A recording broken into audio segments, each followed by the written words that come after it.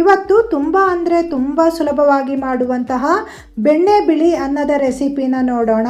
Hi friends, ಎಲ್ಲರಿಗೂ ನಮಸ್ಕಾರ. KR ಚಾನಲ್ಗೆ ಸ್ವಾಗತ. ನಾನು ನಿಮ್ಮ ರೂಪ. ಈ ಬಟರ್ ರೈಸ್ ಮಾಡೋಕ್ಕೆ ನಾನಿಲ್ಲಿ ಬಾಣಲಿ ಬಿಸಿಗಿಟ್ಟಿದ್ದೀನಿ. ಬಾಣಲಿಗೆ 2.5 ಸ್ಪೂನಿನಷ್ಟು ಬೆಣ್ಣೆ ಹಾಕಿದ್ದೀನಿ. ಬೆಣ್ಣೆ ಹಾಕಿ ಈ ರೈಸ್ ಮಾಡೋದ್ರಿಂದ ರುಚಿ ತುಂಬ ಚೆನ್ನಾಗಿರುತ್ತೆ. ಬೆಣ್ಣೆ ಜಾಗದಲ್ಲಿ ನೀವು ತುಪ್ಪ ಅಥವಾ ಎಣ್ಣೆ ಬೇಕಾದರೂ ಹಾಕ್ಕೊಂಡು ಮಾಡಬಹುದು. ಇದಕ್ಕೆ 1 ಸ್ಪೂನಿನಷ್ಟು ಜೀರಿಗೆ, 1 ಸ್ಪೂನಿನಷ್ಟು ಉದ್ದಿನಬೇಳೆ, 5 ಹಸಿಮೆಣಸು ಹಾಗೂ 2 ಒಣಮೆಣಸನ್ನು ಈ ರೀತಿ ಕಟ್ ಮಾಡಿ ಹಾಕಬೇಕು. 1 ಗಡ್ಡೆಯಷ್ಟು ಬೆಳ್ಳುಳ್ಳಿ ಸಿಪ್ಪೆ ತೆಗೆದು ಹಾಕಿದ್ದೀನಿ. ಹಾಗೆ ಕರಿಬೇವನ್ನು ಕ್ಲೀನಾಗಿ ವಾಶ್ ಮಾಡಿ ಅದನ್ನು ಹಾಕ್ಕೊಳ್ತಾ ಇದ್ದೀನಿ. ಈ ಎಲ್ಲ ಪದಾರ್ಥಗಳನ್ನು ಫ್ರೈ ಮಾಡಬೇಕು. ಇದಕ್ಕೆ ನೀವು ಗೇರು ಬೀಜ ಬೇಕಾದರೂ ಸೇರಿಸಬಹುದು. ಈ ಎಲ್ಲ ಪದಾರ್ಥಗಳು ಅರ್ಧ ಭಾಗದಷ್ಟು ಫ್ರೈ ಆದ ನಂತರ 1 ಗಡ್ಡೆಯಷ್ಟು ಈರುಳ್ಳಿನ ಈ ರೀತಿ ಕಟ್ ಮಾಡಿ ಹಾಕಿದ್ದೀನಿ. ಸ್ವಲ್ಪ ದೊಡ್ಡ ಸೈಜಲ್ಲೇ ಕಟ್ ಮಾಡಿ ಹಾಕ್ಕೊಳ್ಳಿ. ಈರುಳ್ಳಿನೂ ಫ್ರೈ ಮಾಡಬೇಕು. ಈರುಳ್ಳಿ ಮತ್ತು ಬೆಳ್ಳುಳ್ಳಿ ತುಂಬ ರೋಸ್ಟ್ ಆಗುವ ತನಕ ಫ್ರೈ ಮಾಡುವ ಅವಶ್ಯಕತೆ ಇಲ್ಲ. ಬೆಣ್ಣೆಯಲ್ಲಿ ಇದು ಬೆಂದರೆ ಸಾಕಾಗುತ್ತೆ.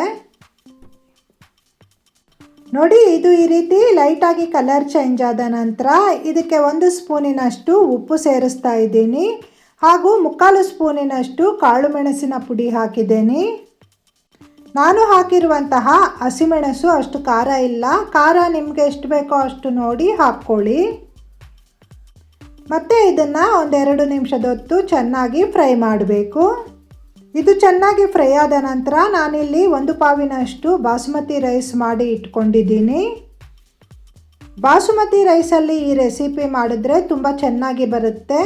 1 ಲೋಟದ ಬಾಸುಮತಿ ಅಕ್ಕಿನ ಕ್ಲೀನಾಗಿ ವಾಶ್ ಮಾಡಿ ಅದಕ್ಕೆ 1.5 ಲೋಟದಷ್ಟು ನೀರನ್ನು ಹಾಕಿ ನೀವು ಅನ್ನ ಮಾಡ್ಕೊಳ್ಳಿ.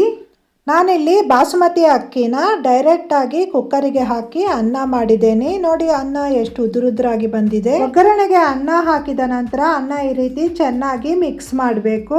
ನೀವು ಇದನ್ನು ಊಟಕ್ಕೆ ಉಪಯೋಗಿಸುವಂತಹ ಅಕ್ಕಿಯಲ್ಲಿ ಬೇಕಾದರೂ ಮಾಡಬಹುದು. ಅನ್ನ ಮಾತ್ರ ಉದುರುದ್ರಾಗಿ ಇರಬೇಕು.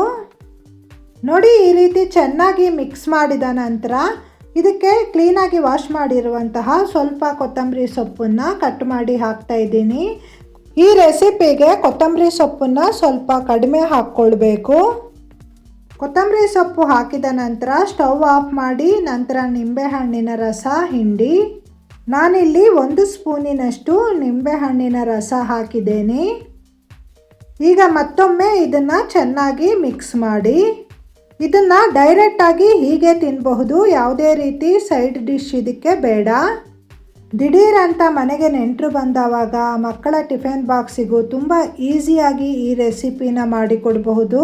ಈಗ ಉಪ್ಪು ಹುಳಿ ಖಾರ ಕರೆಕ್ಟಾಗಿದೆಯಾ ಅಂತ ಟೇಸ್ಟ್ ನೋಡೋಣ ಬನ್ನಿ.